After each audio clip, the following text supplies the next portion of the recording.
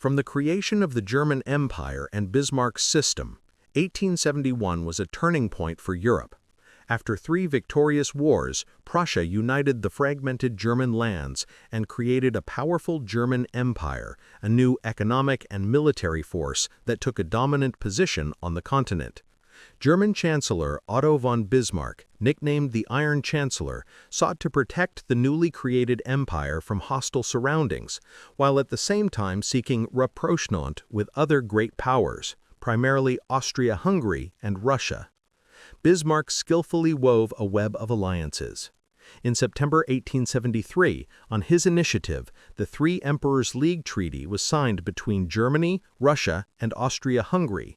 The monarchs of Hohenzollern, Romanov, and Habsburg agreed to cooperate to maintain stability in Europe. This conservative tripartite bloc was based on a common interest in containing revolutions and maintaining the existing order. However, by the end of the 1870s, the alliance had begun to crack. Russia and Austria-Hungary had conflicting interests in the Balkans, where after the Russo-Turkish War of 1877 to 1878, the question arose of dividing the spoils and creating a greater Bulgaria. Bismarck had to act as an honest broker at the Berlin Congress of 1878, trying to balance the claims of Austria and Russia. However, it was not possible to maintain the unity of the 3 empires for long.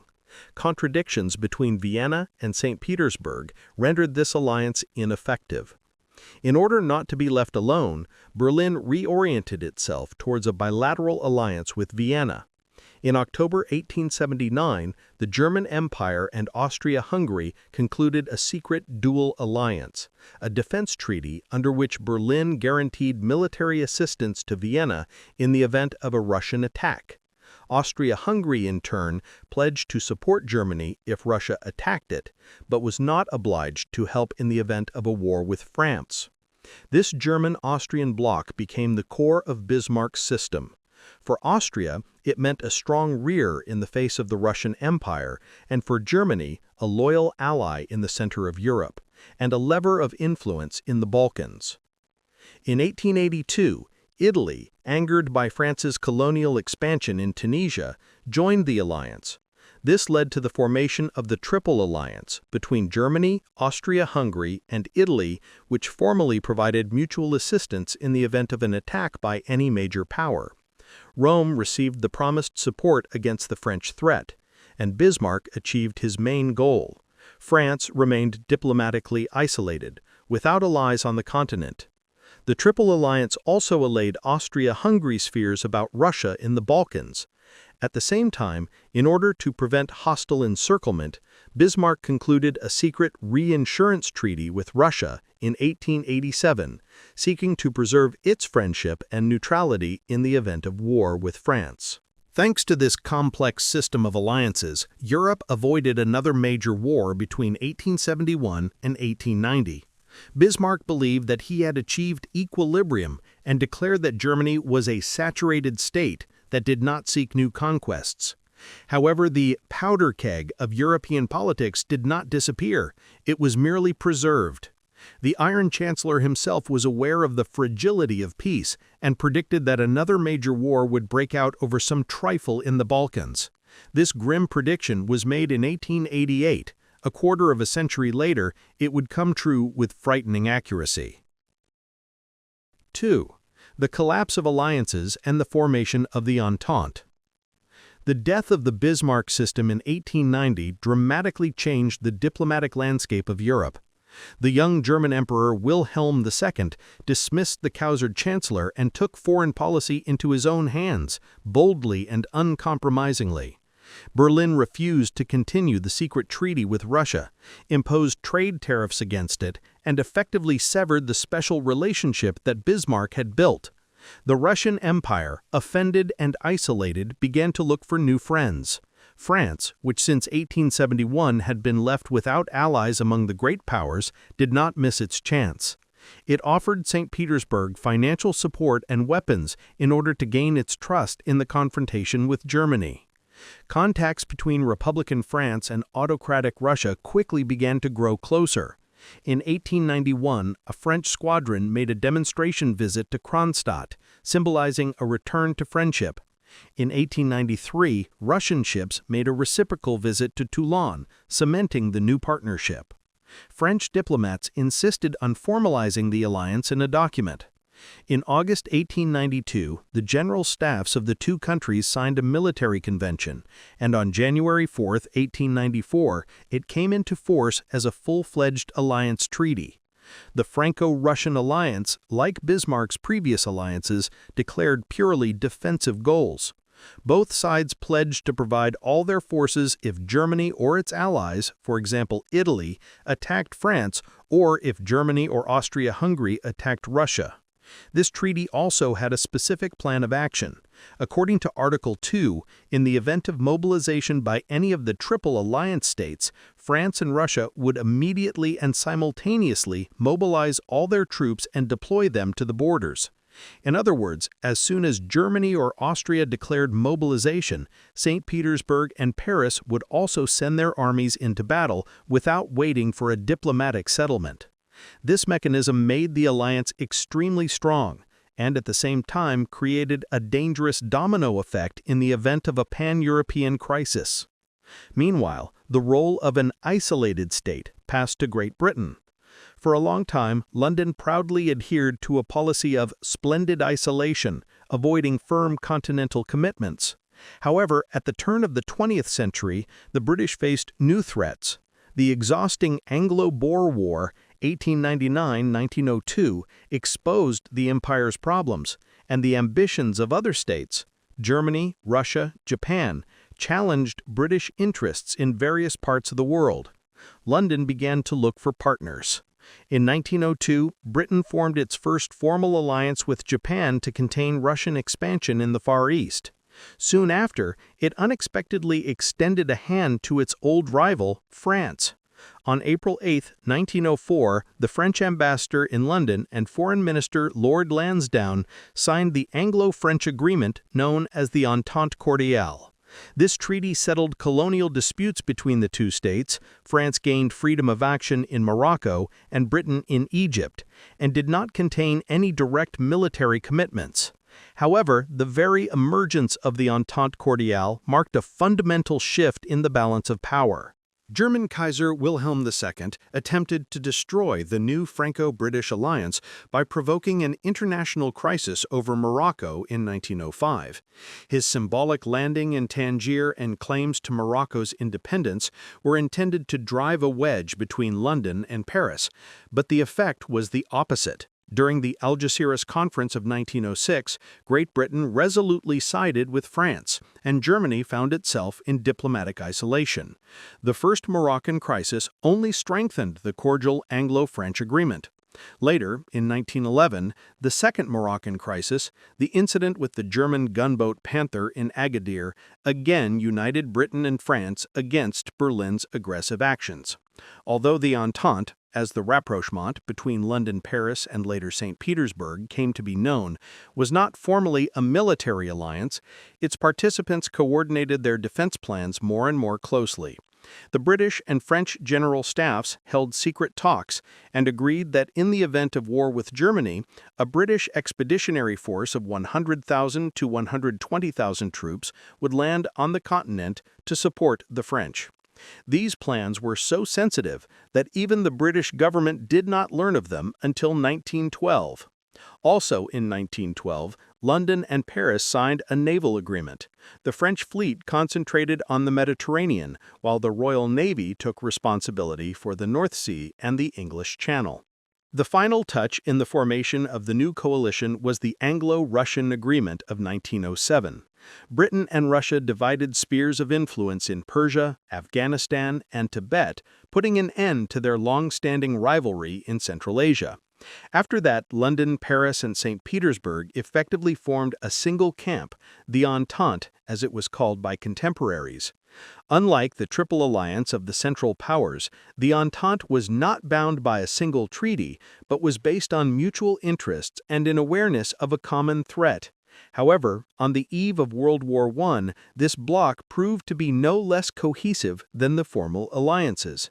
Europe was divided into two hostile camps. On one side were the Central Powers, Germany, Austria-Hungary, and Italy. On the other, the Entente, consisting of the British Empire, France, and Russia. Although Italy was nominally part of the Triple Alliance, its relations with Austria-Hungary remained tense. Both claimed the Balkans and the Adriatic, so the strength of this alliance was questionable. The Entente, on the other hand, successfully passed the test of crises. It is telling that during the Bosnian crisis of 1908-1909, Great Britain effectively supported the position of Russia and Serbia, refusing to guarantee Austria-Hungary its gains in the Balkan region. This demonstrated that London had finally committed to an alliance with France and Russia. A fragile balance of power emerged, which European newspapers dubbed the Armed Peace. Diplomats and generals on each side viewed the opposing alliance with suspicion. Governments sensed that another major crisis could trigger an inexorable chain of mutual obligations, and then war would engulf the entire continent. Number 3. Naval arms race. At the end of the 19th century, Germany decided to challenge British dominance at sea. Emperor Wilhelm II dreamed of turning his country into a great colonial empire, which required a powerful ocean-going fleet. In 1898 and 1900, the Reichstag passed the Fleet Laws, which provided for the construction of dozens of modern battleships. The goal was to achieve a ratio of at least 2 to 3 with the Royal Navy, so that even if inferior in strength, the German Risk Fleet could inflict unacceptable losses on Britain in the event of war. The architect of this strategy, Grand Admiral Alfred von Tirpitz, believed that such a threat would force London to reckon with Berlin and accept its claims to a place under the sun. The emperor himself inspired the arms race. "Our future is on the water," proclaimed Wilhelm II as he launched a new battleship in 1901. Within a few years, Germany had created the world's second-largest naval force, spending enormous sums on a fleet of battleships, cruisers, and destroyers. At first, the British took Germany's ambitions fairly calmly. Until the beginning of the 20th century, they saw France or Russia as their likely rivals at sea rather than Germany. However, the situation changed after the Russo-Japanese War of 1904-1905, when Russia's Pacific Fleet was destroyed and a new division into hostile blocs emerged in Europe. In 1906, Great Britain commissioned the revolutionary battleship Dreadnought, the world's first ship of a new class, capable of destroying any old battleship.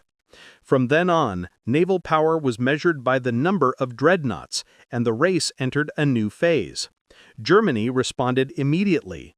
In 1906, Berlin laid down its first dreadnoughts and included them in its shipbuilding program. Whereas previously the Kaiser's fleet had built 2 to 3 battleships per year, from 1908 the rate was increased to 4 per year. London was seriously alarmed. In March 1909, dreadnought panic broke out in Britain when the parliamentary opposition and the press, learning of the scale of German plans, began to demand accelerated armament. "We want 8, and we want them now." Under this slogan, the public pressured the government to lay down 8 new super battleships at once. The Liberal cabinet initially resisted due to a lack of funds, but eventually agreed to an unprecedented increase in the military budget. The so-called popular budget of 1909 provided for new taxes to finance the fleet, causing a political crisis. The naval arms race reached its peak in the early 1910s. More and more ships were being launched by both countries, but the industrial and financial potential of the British Empire was significantly higher. In response to each German dreadnought, London laid down 2 of its own. By August 1914, the balance of power had become overwhelming for Berlin. The British had 45 of the latest battleships and battle cruisers, some of which were still under construction, while the Germans had only 26. The Royal Navy retained its undisputed superiority in both the number and quality of its ships.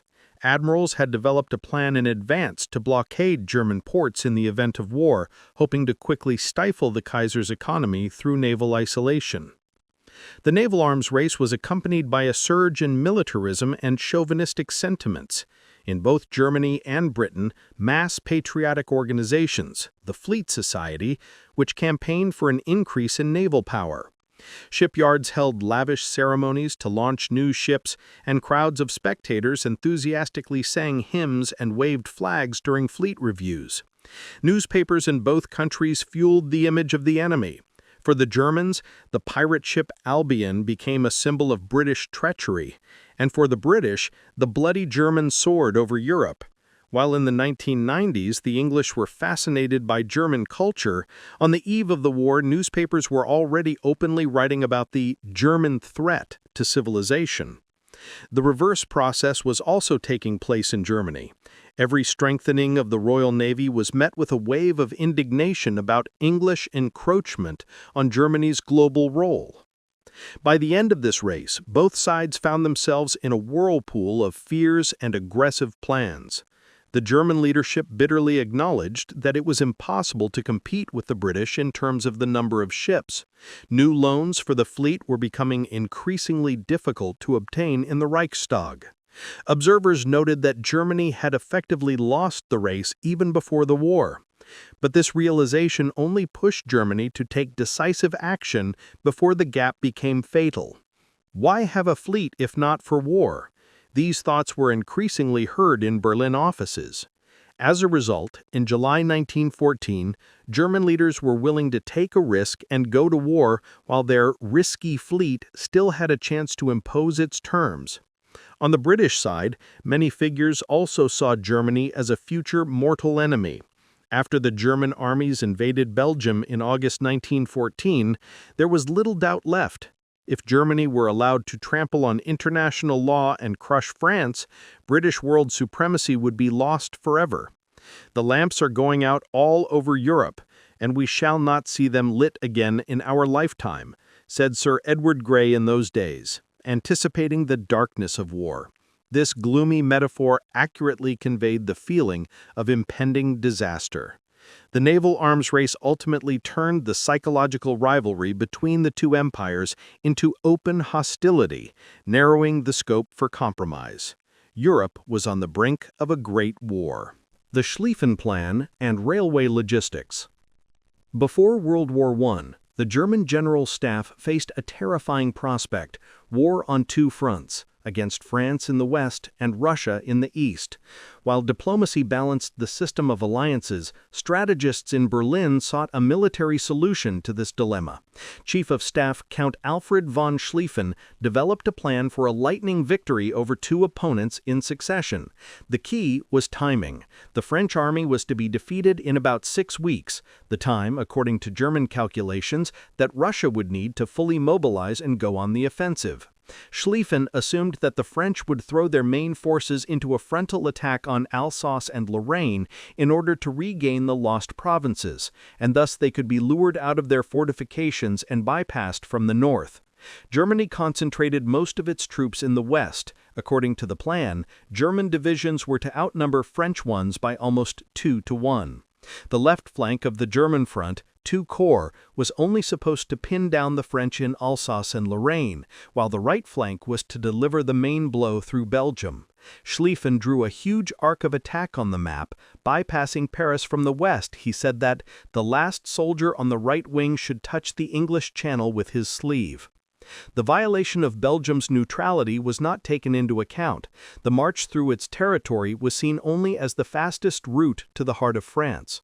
This bold maneuver, according to the plan, was to end with the complete encirclement of the French army, the capture of Paris, and an advance to the English Channel in 42 days.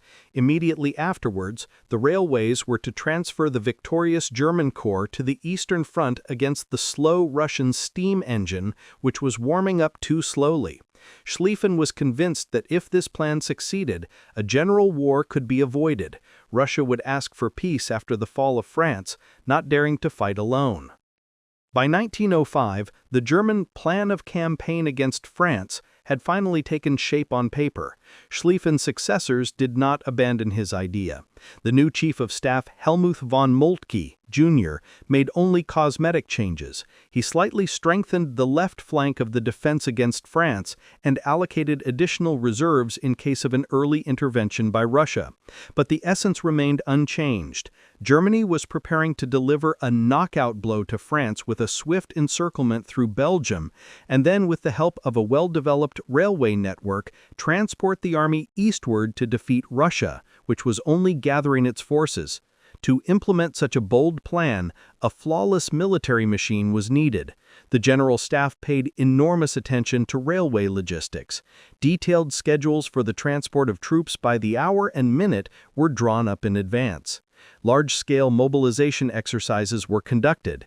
At assembly points in Germany, the deployment of a 2 million-strong army and the loading of equipment and horses into 200,000 railcars were rehearsed. These railcars were grouped into military echelons and set off for the west according to a well-coordinated schedule. During these maneuvers, one transport train crossed the bridge over the Rhine near Cologne every 6 minutes, hour after hour. General Staff officers stood on platforms with stopwatches, monitoring whether the trains were running on schedule. The entire railway system of Kaiser's Germany became part of the military machine. It was not for nothing that this conflict would later be called the War of Schedules. Mobilization schedules played such a large role in it. However, the iron logic of the plans had a downside. Flexibility was almost lost. When all divisions are tied to the schedule of troops movements, it is almost impossible to stop or redirect them on the fly. In the July crisis of 1914, it was an ominous confirmation. As soon as one country, Russia, announced mobilization, another country, Germany, regarded it as a casus belli. In Berlin, the irreversible mechanism of their plan was set in motion. On August 1, 1914, Kaiser Wilhelm II received unexpected news. Great Britain might remain neutral if Germany did not attack France. "So, we can only go to war against Russia? Let's just turn the army to the east," exclaimed the delighted emperor, but Chief of Staff Moltke met this idea with a pale face. "That is impossible, Your Majesty. We have only one mobilization plan, against France. The train schedules cannot be changed," he reported to the Kaiser. This brief scene was the culmination of the War of Schedules. Despite last-minute diplomatic maneuvers, the strategic flywheel was already spinning at full speed. German trains carrying troops rushed to the Belgian border, according to Schlieffen's plan. French units advanced to the Rhine according to Plan 17, while Russian troops traveled by rail to Poland and Galicia. All the players had placed their bets and set their war machines in motion. No one could stop them now. 5. The Balkan Wars as a powder keg. At the beginning of the 20th century, the Balkan Peninsula had become the very explosive zone that Bismarck had prophetically warned about. The Ottoman Empire, the sick man of Europe, was rapidly losing territory here.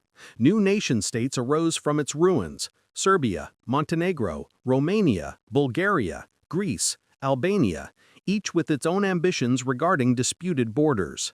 Serbia was particularly aggressive in its nationalism.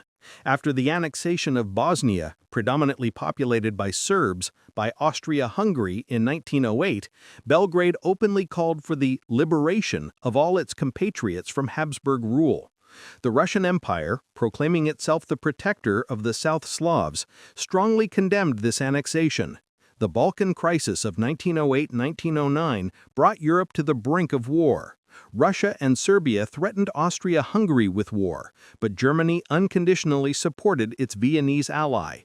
In March 1909, Berlin presented St. Petersburg with a harsh ultimatum, forcing the Tsarist government to recognize Austria-Hungary's annexation of Bosnia. Russia experienced this as a national humiliation. In St. Petersburg, it was openly stated that such a blow to prestige would not be tolerated again. The situation was becoming increasingly dangerous. In October 1912, war broke out in the Balkans. The Balkan League, Serbia, Montenegro, Bulgaria, and Greece, attacked the Ottoman Empire and captured almost all of its European possessions within a few months. The First Balkan War ended with a crushing defeat for the Turks and the creation of an independent Albania. But as soon as their common enemy was defeated, the Allies began to quarrel over the spoils. In June 1913, Bulgaria attacked its former allies, Serbia and Greece, seeking a larger share of Macedonia. The Second Balkan War broke out, in which even Bulgaria's recent enemies, the Ottoman Empire and Romania, took up arms against it. In August 1913, Bulgaria was defeated and lost a significant part of its gains. The Viennese court watched these events nervously. At the height of the two Balkan Wars, Austria-Hungary twice attempted to subdue Serbia with threats of force. In February and October 1913, Vienna issued ultimatums to Belgrade, demanding that it relinquish part of its conquered territories, especially access to the Adriatic Sea. Austrian troops even began mobilizing on the Serbian border. However, on both occasions, Germany and Italy, allies of Austria-Hungary, refused to guarantee their support in the event of a preventative war. Unwilling to fight alone, Emperor Franz Joseph backed down and allowed Serbia to emerge victorious from the war. The consequences of the Balkan Wars were a triumph for Belgrade and a cause for concern for Vienna. Serbia's territory and population nearly doubled. The Serbian army, hardened by victories, gained the reputation of the Prussia of the Balkans. The Serbian public became confident in its own strength. The government in Belgrade did not hide its imperial ambitions. Speeches about the unification of all Yugoslavs, or South Slavs, under the scepter of the Serbian dynasty became increasingly loud. In Austria-Hungary itself, these two wars caused panic in ruling circles. Hungarian and Austrian politicians saw Serbia's growth as a direct threat to the integrity of the Danube monarchy, because if the Serbs of Austria-Hungary in Bosnia, Croatia, and Vojvodina were to rise in revolt, the empire could collapse. Chief of Staff Franz Conrad von Hotzendorf literally demanded that Serbia be given war in order to destroy it as a factor of influence, and made such proposals almost every month since 1907. Previously, the emperor had restrained his general, but after 1913, Conrad's arguments sounded more and more convincing. After the Balkan Wars, influential figures in Vienna came to the conclusion that open war against Serbia was the only way to save the empire from collapse. The sooner the better, Austrian diplomats wrote about this in private letters. On June 28, 1914, far from these cabinet plans, a young Serbian nationalist, Gavrilo Princip, took a step that proved fatal. In the Bosnian city of Sarajevo, he shot and killed the heir to the Austrian throne, Archduke Franz Ferdinand and his wife Sophie. The assassination was carried out by members of the secret organization Mlada Bosna with the assistance of the Serbian officer group Black Hand. This shot in Sarajevo was the spark that ignited the Balkan powder keg. For Austria-Hungary, the assassination of the Archduke was the casus belli, the last straw that gave them a reason to start a long-desired war. Now or never, declared the Viennese authorities. A few days later, Austria-Hungary turned to Germany for support and received a so-called carte blanche, a promise to take its side no matter what. The fateful July crisis of 1914 began. 6. The July crisis and the diplomatic domino effect. The assassination of the Austrian heir in Sarajevo triggered a rapid avalanche of mutual accusations and ultimatums, a diplomatic domino effect that led to world war in less than 5 weeks. Austria-Hungary decided to take advantage of this convenient excuse to settle scores with Serbia. With Berlin's support, a carte blanche for any action, Vienna issued an ultimatum to Serbia on July 23, 1914. In 10 points, it demanded the impossible from the Serbian government, in particular, to allow Austrian investigators into its territory to suppress anti-Austrian movements. In Belgrade, this ultimatum shocked even the most ardent Russophobes. Serbia, having secured Russia's support, decided to respond with maximum flexibility. On July 25th, the Serbs accepted most of the demands, except for allowing Austrian police to operate in Serbia, which no sovereign state would agree to. However, Austria-Hungary was unwilling to compromise. On the same day, without waiting for the ultimatum to expire, Vienna announced mobilization against Serbia. On July 28, 1914, the Austrian government signed a declaration of war, the first in a series of future ones. Austrian guns began shelling Belgrade. Russia's reaction was decisive but cautious. The Tsarist government declared that it would not allow Serbia to be destroyed, and on July 29 ordered a partial mobilization only against Austria-Hungary, hoping in this way not to provoke Germany. St. Petersburg, through its allies in Paris and London, tried to persuade Austria-Hungary to negotiate, but in Vienna no one was willing to back down. On July 30th, upon receiving news of the Austrian invasion of Serbia, Emperor Nicholas II agreed to a general mobilization of the Russian army. This step posed a real threat to Germany as millions of Russian soldiers began to gather along the German border. Berlin responded swiftly. On July 31st, Germany declared a state of war and issued an ultimatum to St. Petersburg: stop mobilization within 12 hours or there would be war. Paris received a similar ultimatum. The German ambassador asked the French government whether France would remain neutral in the event of a German-Russian war. The answer was expected. The French avoided making a direct promise as they were bound by their alliance with Russia. On August 1, 1914, at 7 p.m., the German Empire declared war on the Russian Empire. Two of the five great powers of Europe had crossed the line. A few hours later, the German and French ambassadors met for the last time in Berlin. Chancellor Theobald von Bethmann-Hollweg handed over a note accusing France of hostile actions and declaring war on August 3rd. French troops were already on full alert at the border.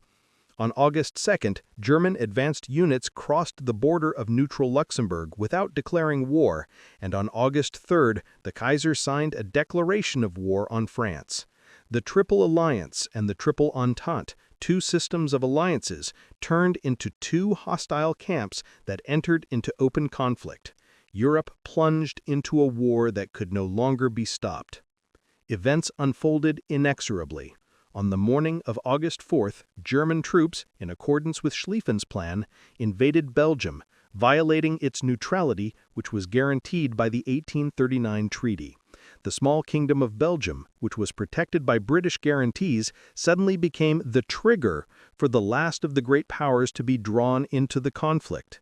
On July 2nd, London made it clear to Berlin that it would honor its commitments to Belgium. Upon receiving news of the invasion, the British government declared war on Germany on the evening of August 4th. The British Empire, which had long hesitated, now entered the fray, realizing that the defeat of France and Russia would leave it alone with the aggressor. Thus, in just a few days, a local crisis between Vienna and Belgrade turned into a pan-European war. The mechanism of Allied obligations didn't just work, it took on the character of an avalanche. One after another, Germany, Russia, France, Britain, and with them most of the small countries of the continent, were drawn into the maelstrom of war. Italy, however, betrayed its partners in the Triple Alliance by declaring neutrality. It considered the Austro-German bloc to be the aggressor and therefore was not obliged to support it. But this only delayed its participation in the war. The Great War began, the inevitable result of a decade of mutual fears and ultimatums. As a contemporary noted, nations slid into the boiling cauldron of war as if in a dream, unaware of what they were actually doing. It was no longer the will of individual statesmen that prevailed, but the iron rule of mobilization schedules and Allied panic. Each country went to war because it believed that its allies demanded it, and that delay would only play into the hands of its enemies. The July crisis demonstrated the complete failure of the European system of checks and balances. Diplomacy collapsed, giving way to the dictates of military calendars. 7. The first hours of August 1914. Mobilization, invasion of Belgium. The beginning of August 1914 went down in history as the moment when long-suppressed tensions exploded. Within a matter of days, European capitals were transformed into bustling military camps. Mobilizations were announced one after another by telegraph, radio, church bells, and drumbeats in city squares. At train stations, crowds of reservists said goodbye to their families and boarded trains to the sounds of patriotic marches. In Berlin, on August 1st, Emperor Wilhelm II stood on the balcony of the palace and addressed the crowd of thousands with the famous phrase, "I no longer see parties, gentlemen, I see only Germans." Old political quarrels instantly subsided. The German Empire went to war as a united front. German youth enthusiastically welcomed the news of mobilization. Many feared that the war would end before we got there and rushed to volunteer for the front. The Kaiser himself encouraged the conscripts, promising them a quick return to the front. "You'll be home before the leaves fall from the trees," Wilhelm proclaimed, as he saw the troops off to the Western Front in the early days of the war. The French also greeted the war with enthusiasm. When Paris learned of the general mobilization on August 1st, patriotic demonstrations broke out in the streets. Crowds sang the Marseillaise. Women decorated soldiers with flowers as they saw them off at the train stations. Political rivals, left-wing Republicans and conservatives, proclaimed a union sacrée, a sacred union for the sake of defending the homeland. In St. Petersburg and Moscow, Russia's entry into the war was celebrated loudly. Townspeople and peasants lined up in processions numbering in the thousands, sang the Tsarist anthem, and demanded to go and fight the enemy. The Russian intellectual which had been organizing anti-war strikes just a month earlier, now mostly silent, or took a patriotic stance. Even many socialists in all countries, with the exception of Serbia, agreed to support their governments in the defensive war. It seemed that the old world had split into two camps, each confident of its righteousness and imminent victory. However, there were also those who foresaw the approaching catastrophe. On August 4th, British Minister Sir Edward Grey sadly watched as gas lamps were lit in the twilight on the streets of London and quietly uttered the prophetic words, "The lamps are going out all over Europe. We shall not see them lit again in our lifetime." With this metaphor, Grey bade farewell to an era of long peace. Then came the time of flames. The morning of August 4th, 1914 became the point of no return. German troops crossed the German-Belgian border in dark columns, violating the neutrality of Little Belgium. The day before, King Albert I of Belgium had received a demand from the Kaiser to allow German armies to pass to the French border, and proudly rejected it. Now German regiments invaded Belgian territory without a declaration of war. The first shots rang out over the ancient cities of Liège and Namur, igniting the fire of World War. The small Belgian army, with only a few divisions, desperately defended its fortresses. At dawn on August 5th, the Germans stormed the fortifications of Liège, hoping to take them in one fell swoop. But the Belgians held out for 10 days, disrupting the German schedule for a lightning offensive. This delay cost Germany dearly. On the approaches to Paris, its armies were delayed by just those few days that allowed the Allies to launch a counterattack at the Marne. But that is still ahead.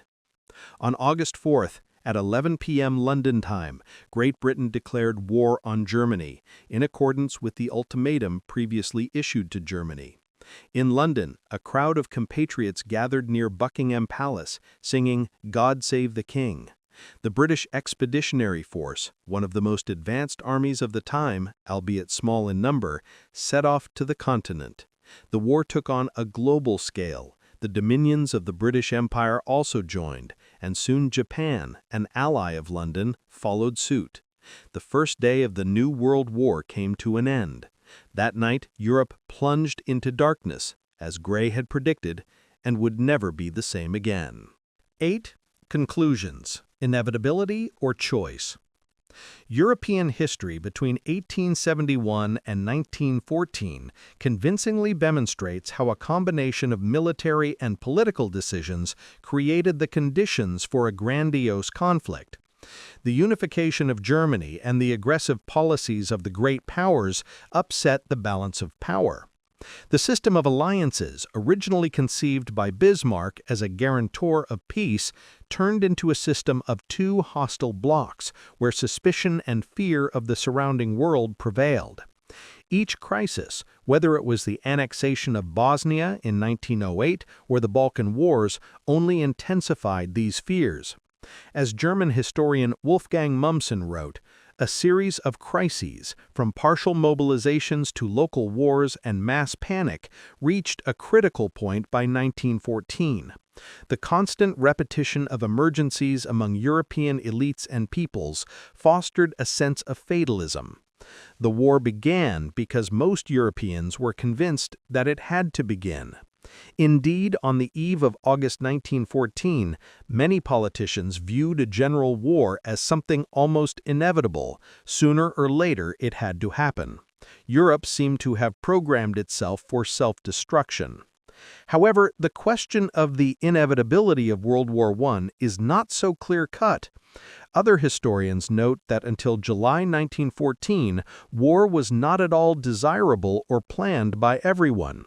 British Prime Minister Herbert Asquith recalled that even after the assassination of the Archduke, war seemed unthinkable to him.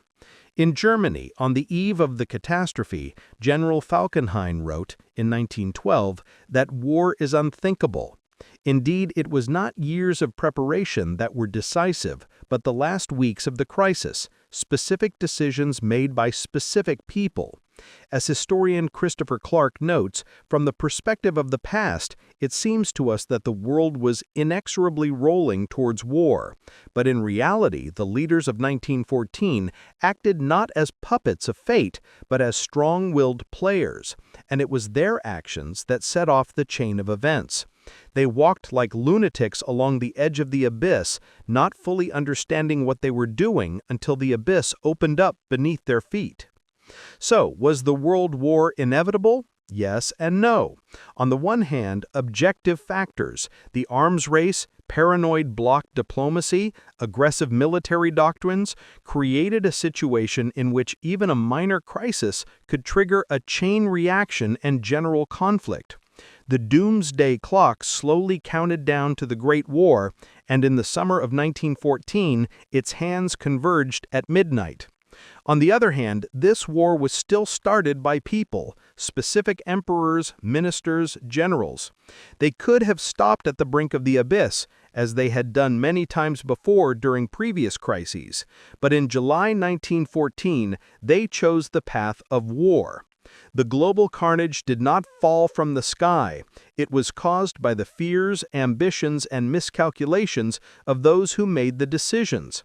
And although their logic told them that war was inevitable, history shows that there is always room for choice.